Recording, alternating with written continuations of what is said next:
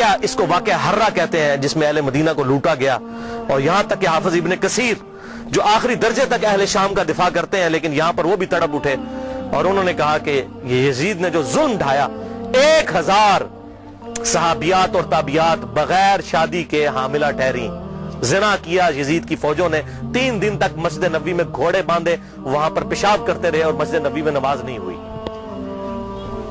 اور حتیٰ کہ پھر حافظ ابن کثیر تڑپ اٹھے جب مختار سقفی نے 22,000 قاتلین حسین کو ایک ایک لسٹ بنا کر قتل کیا، تو ابن کثیر کہتے ہیں کہ اس نے مسلمانوں کے دل ٹھنڈے کر دیے۔ ایک تو توابون کھڑے ہوئے 4000 کے قریب، لیکن وہ عبید اللہ ابن زیاد کا مقابلہ نہیں کر سکے۔ بعد میں مختار سقفی نے جس طریقے سے ان کو قتل کیا جو حضرت حسین کے خلاف کھڑے ہوئے تھے، اور آپ دیکھیں اس کا سرغنہ کون تھا؟ عمر ابن سعد ابن ابی وقاص، جنتی صحابی کا بیٹا۔ حضرت نوح علیہ السلام پیغمبر سے بیٹا کیا نکلا؟ کافر۔ کہتے نہیں صحابہ کی اولاد، او بھئی نبی کی اولاد سے بڑھ کر کون ہو سکتا ہے؟ حضرت نوح کا بیٹا کافر۔ تو اس کی وجہ سے حضرت نوح کو تو کوئی لعن طعن نہیں کر سکتا۔ اسی طریقے سے عمر ابن سعد جیسے سعد ابن ابی وقاص جنتی صحابی ہیں، ایک مجلس میں جن 10 صحابہ کو بشارت ملی ان میں یہ بھی شامل ہے، اور آخری وقت تک یہ حق کی آواز بلند کرتے رہے الحمدللہ۔ اب سعد ابن ابی وقاص میں صرف بیان کروں کس طرح وہ حضرت علی کے فضائل امیر معاویہ کے دور میں بیان کرتے تھے اور ڈنکے کی چوٹ پہ کرتے تھے، اور جو لوگ حضرت علی پر لعنت کرتے تھے ان کے وہ خلاف کھڑے ہوتے تھے۔ یہ پورا ایک ٹاپک ہے بخاری اور مسلم کے اندر، جو کبھی ٹائم ملا تو میں انشاءاللہ بیان کروں گا۔ لیکن بیٹا آگے دیکھیں کیا نکلا۔ اسی واقعہ ہرہ پر امام احمد بن حنبل رحمۃ اللہ علیہ کا قول صحیح سند کے ساتھ اسی ابن جوزی کی کتاب میں موجود ہے، صفحہ نمبر 40 پہ، جو عربی میں نسخہ ہے، اردو میں آپ کو مل جائے گا۔ یہ امام احمد بن حنبل سے ان کے شاگرد نے پوچھا یزید ابن معاویہ کے بارے میں کہ کیا آپ یزید ابن معاویہ کے بارے میں آپ کا کیا خیال ہے؟ یہ اب میں آپ کو بتانے لگوں کہ اہل حدیث کا کیا موقف تھا۔ سب سے بڑے اہل حدیث اہل سنت امام احمد بن حنبل المتوفا 241 ہجری، جو اہل سنت کے بڑے ائمہ ہیں، بخاری اور مسلم کے استاد ہیں، اور وہ کیا کہہ رہے ہیں؟ آپ حدیث میں کس کو لیتے ہیں کہ جی کس راوی پر بحث کرنی ہے؟ آپ کہتے ہیں یہ فلاں محدث اس کو ضعیف کہتا ہے۔ اب یہ سب سے بڑا امام اہل سنت کا کیا کہہ رہا ہے؟ وہ کہتے ہیں کہ یزید وہی ہے جس نے مدینے والوں کے ساتھ وہ کرتوت کیے جو اس نے کیے۔ شاگرد نے پوچھا یزید نے کیا کیا تھا؟ احمد بن حنبل نے فرمایا اس نے مدینے والوں کو لوٹا تھا۔ شاگرد نے پوچھا کیا ہم یزید سے حدیث بیان کر سکتے ہیں؟ احمد بن حنبل نے فرمایا یزید سے حدیث مت بیان کرو، اور کسی کے لیے یہ حلال ہی نہیں ہے کہ وہ یزید سے ایک حدیث بھی بیان کرے۔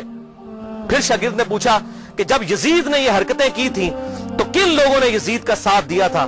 تو احمد بن حنبل نے فرمایا اہل شام نے، یہ شامیوں نے یہ غلط کام کیا تھا جو یزید کے ساتھ مل کر اہل بیت کے ساتھ اور اہل مدینہ کے ساتھ ظلم ان پر ڈھایا تھا۔ یہ دوسرا کارنامہ۔ اور تیسرا سیاہ کارنامہ 64 ہجری میں، اسی دوران حضرت عبداللہ ابن زبیر رضی اللہ تعالیٰ عنہ، یہ وہ صحابی ہیں جن کے بارے میں صحیح بخاری میں آتا ہے، جب مسلمان ہجرت کر کے مدینہ شریف آئے تو یہودیوں نے کہا ہم نے مسلمانوں پر بندش کر دی ہے، ان کے گھر اب اولاد نہیں ہوگی۔ تو سب سے پہلے بیٹا پیدا ہوا حضرت ابو بکر کا نواسا عبداللہ ابن زبیر، حضرت عائشہ کی جو بہن تھی اسما بنت ابی بکر، ان کا بیٹا عبداللہ ابن زبیر۔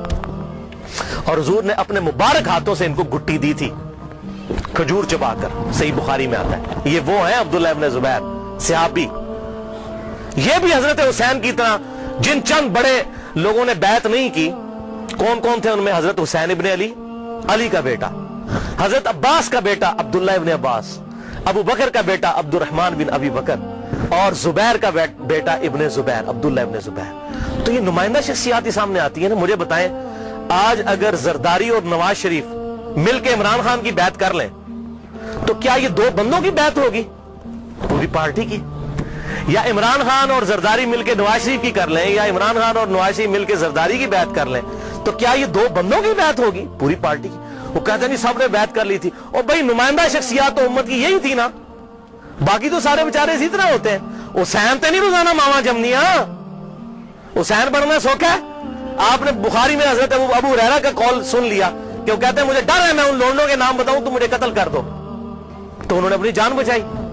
جان بچانا بھی فرض ہے، لیکن اعلیٰ ترین درجہ یہ ہے جو صحیح مسلم میں حدیث ہے، انٹرنیشنل نمبر کے مطابق 177 نمبر حدیث صحیح مسلم کتاب الایمان میں، کہ برائی جب دیکھو تو ہاتھ سے روکو، ہاتھ سے نہیں روک سکتے زبان سے، نہیں تو کم از کم دل میں برا جانو، لیکن ذالک اضعف الایمان، یہ ایمان کا سب سے لوئسٹ درجہ ہے۔ تو حضرت حسین لوز درجے پر تو نہیں تھے بھائی. جس کے جینز پروفٹ کے جینز ہوں, جس کا بلڈ اور خون نبی کا خون ہو, وہ لوز درجے پر ایمان رکھے گا؟ وہ تو آگے بڑھ کر باطل کا مقابلہ کرے گا. یہی وجہ ہے کہ حضرت حسین جو ہیں انہوں کو یہ ٹائٹل ملنا تھا. اور یہ بھی آپ بات یاد رکھیں, حضرت حسین نے حضور کی زندگی میں کیا کارنامہ کیا ہے؟ 6.5 سال عمر تھی, حضور صلی اللہ علیہ وسلم کی وفات ہو گئی. کارنامہ کرنا تھا. اسلام تقوی کی بنیاد پہ کسی کو ٹائٹل دیتا ہے, ان اکرمکم عند اللہ اتقاکم. حضرت حسین نے کون سا کارنامہ کیا تھا؟ کارنامہ بھائی کرنا تھا. جنتی نوجوانوں کا ٹائٹل اس لیے ملا کہ انہوں نے وہ کام کرنا تھا کہ جب امت سو چکی ہوئی تھی انہوں نے امت کو جگایا. اور ایسی بھی امت جاگی کہ آج تک جب بھی کہیں پر ظلم ہوتا ہے حسین کی مثال پیش کی جاتی ہے. لوگ کہتے ہیں کیا ہوا جی, حسین کے ساتھ بھی تو 72 لوگ تھے نا. اگر ہم تھوڑے ہیں, سورہ نحل میں آیا کہ ابراہیم علیہ السلام اکیلے ہی پوری امت تھے. حق تھوڑا ہو, حق حق ہے, باطل باطل ہے, چاہے وہ کثرت میں کتنا ہی زیادہ ہو. ٹھیک ہے.